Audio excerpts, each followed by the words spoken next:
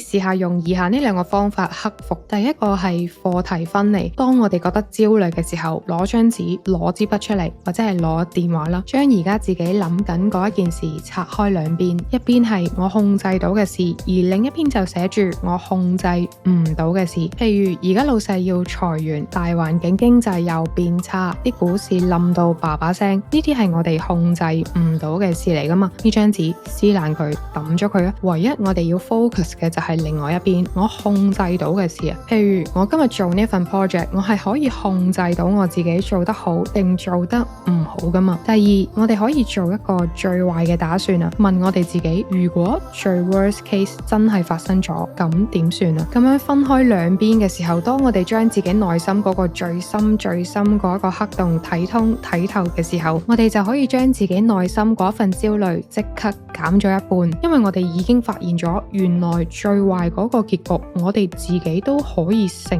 擔得起喎。